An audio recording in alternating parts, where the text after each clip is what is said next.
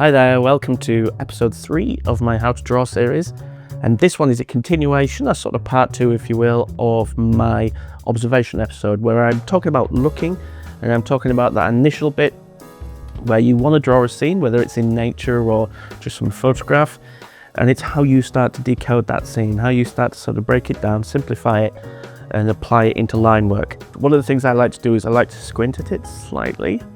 And what that does is it knocks off a lot of the hard edges and you can really see the lights and darks coming through.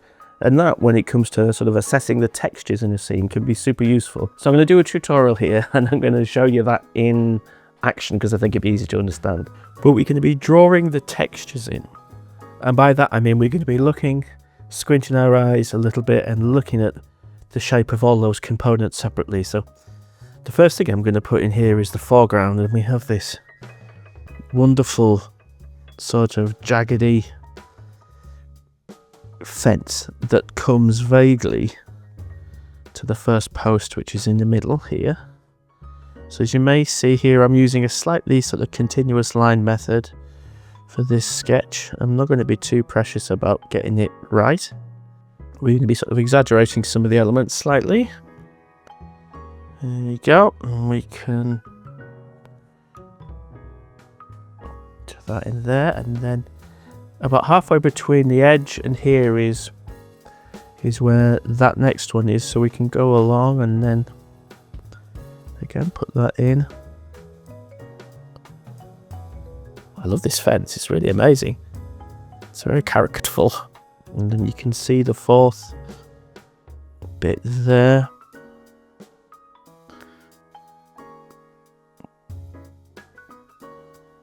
Just do 3, you don't have to do all 4, it doesn't matter. You're drawing. And then we're going to come down with a bit more perspective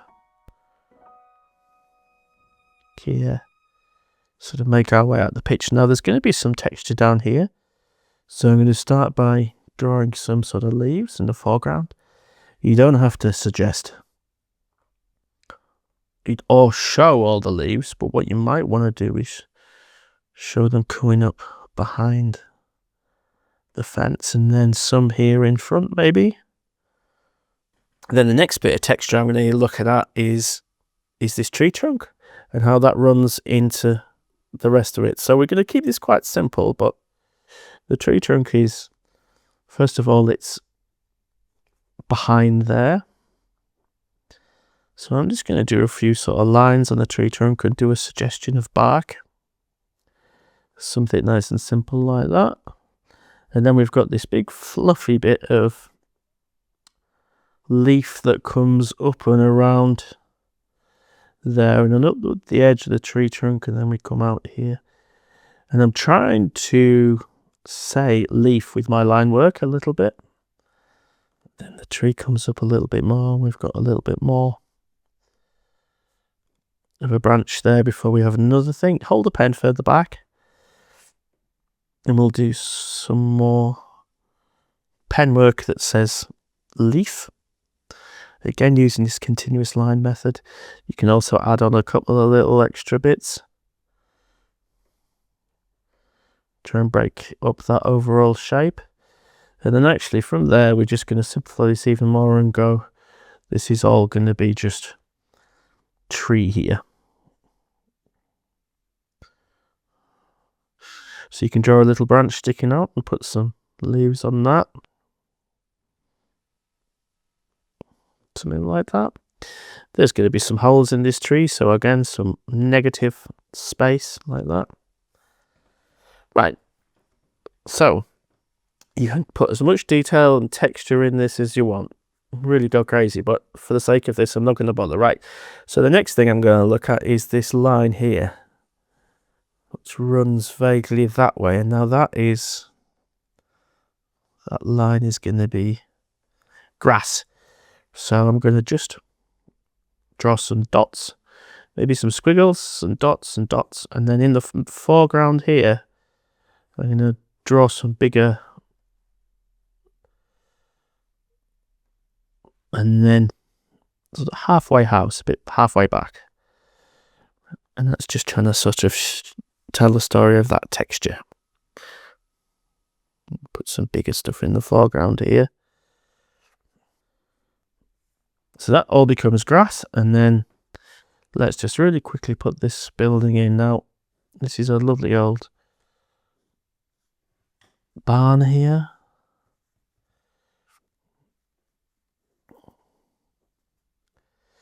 Now, so what's the texture of this going to be? Well, we know we've got some windows which we can vaguely put in. Like that, and then do.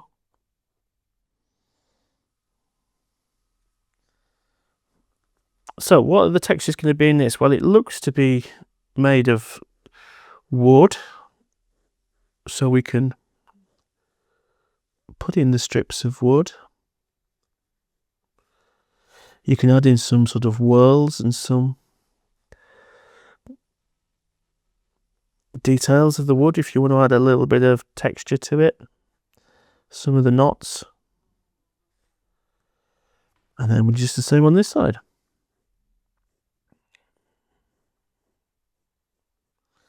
And then with the roof, oh, there's a chimney up there. I didn't spot that. And there you go. So we've got a brick chimney. So again, you might want to put some of those brick details in.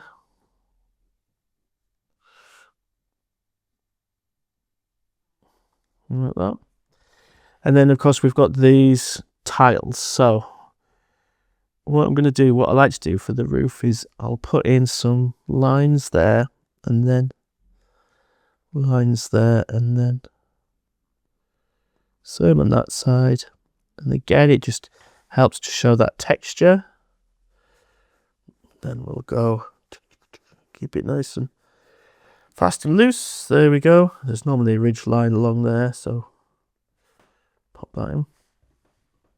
And then over here we have, it's like this texture, but it can be smaller and tighter because it's further away.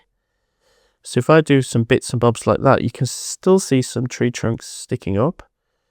So we could sort of like draft them in. And then there's some bushy bits, again, a little bit looser, and then some more of the trunk sticking up.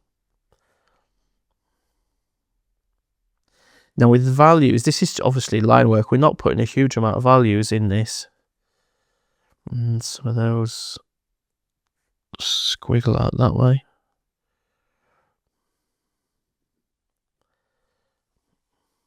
There we go.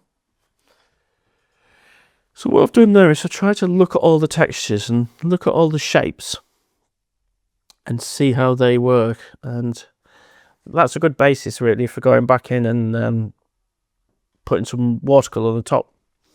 The other thing that I often like to do is if we have stuff in the foreground that's really close to the camera or the viewer, I'll often try and darken it a little bit with a heavier line weight, and it can give it a little bit more impact, visual weight, and it gives it a bit more contrast. And contrast is what we associate with things that are close to us, and softness and haze is what we associate with things that are in the distance.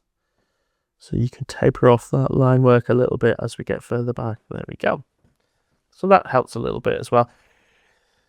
So really from there, you can go and do any number of more refined things. Start adding in some shadow. Start adding some hatching in or whatever. But I'm going to leave it there.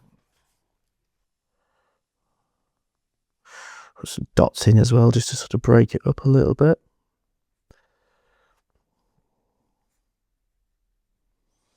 Right, and what I'm also going to do here is just keep telling the fact that that's grass too. I'm going to add in just a few bits there to break that up. Right, so there's a little bit of shadow. Now if I want to create some shadow in the tree itself, again I just have to pick up the texture of the tree. I'll try and make this line a little bit more. So there's some little rings around the tree.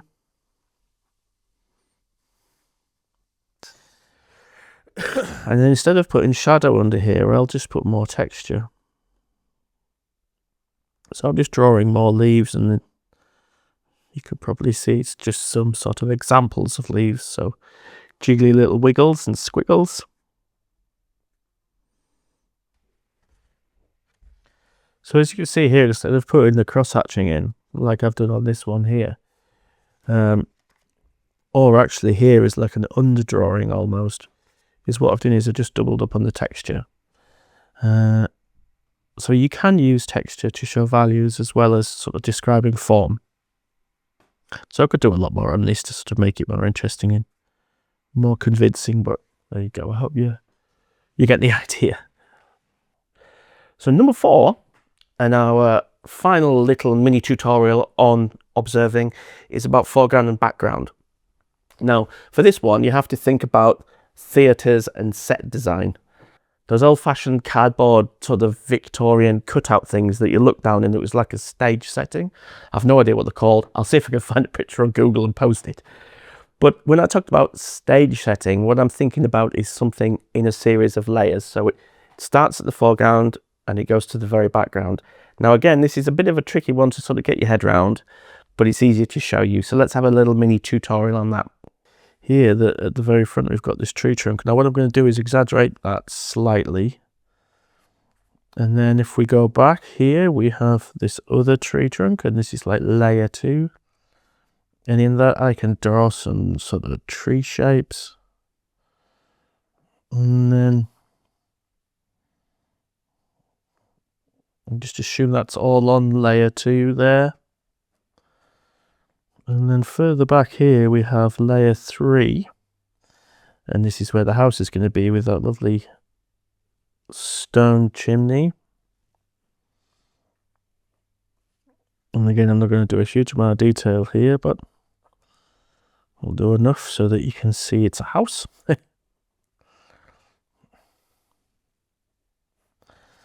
And then further back, again, you're going to have some of this lighter detail where there's some of these sort of trees, and you can use either lighter marks for these bits that are further back or lighter colours. But you basically got 1, 2, so this is sort of like, I guess, midground, and then 3 for main subject, but like into the background, and then 4 for everything else. And if you sketch things out like that, you can start to think about where you want to put more texture. You know, if the tree in the foreground is, you don't want to draw attention to that, you might just have that as a dark shape and put as much texture as you can, you know, into the house, because then it focuses the eye through the drawing onto that main bit. Or you might want to put a lot of texture on this tree here, and that's going to fight with the house. Draw your eye here, and if you start putting texture on everything, like if you did something on here and made this really textured, the eye doesn't really know where to go, or at least it'll skip around all over the place. So when you're putting this depth into an image, just try and think about where you're going to put the color or where you're going to put the texture to draw the eyes like a focal point of the image. Now here I would say the house. So I might be tempted to, as in the reference drawing, to do this is quite a dark, almost sort of like amorphous shape. I'll leave it out altogether. But that's that idea of scenes. So embrace the process. What's a few extra lines or a few lines in the wrong place? It's all about getting over that perfectionism and avoiding the ear vomit. So as always, thank you to everyone on YouTube who's watching this. Don't forget to like and subscribe. It will cost you nought. If you want to see the full version of this video, where I'll talk you through all the tutorials in length, do check out my Patreon channel, where for a few bucks a month you can go back and look at all the full length content from this channel. The truth is that your drawing doesn't even have to look like the subject. I don't think Picasso, I know it's a cliche, but look at Picasso or Van Gogh. You need to develop your own style, I think, and you need to enjoy the taste of your own cooking and dancing by yourself on all those metaphors, cliches. So for all that I value realism, and I think realism is important, I almost think it's a skill that you need to learn, but then throw away slightly, and not really hang a lot of your art too much on a sense of things being perfect or in proportion. I would much rather have a drawing process that you enjoyed, and a drawing process that you could create art that you were proud of, then you held it up to any kind of benchmark of whether it was a good drawing or it was realistic, or the proportions were correct or anything like that. Because at the end of the day, I hate to break this to you, but the chances are you're not going to make £1 million from your art. But what you're going to get from your art is a fantastic hobby, and you might make a little bit of money, so good luck to you. But really, for me, it's one of the most amazing ways to relax. So join me next time, where we're going to be looking at values and understanding values, and how we can use values in our observation and how that can help us with our drawing practice. So we'll see you next time. Bye bye.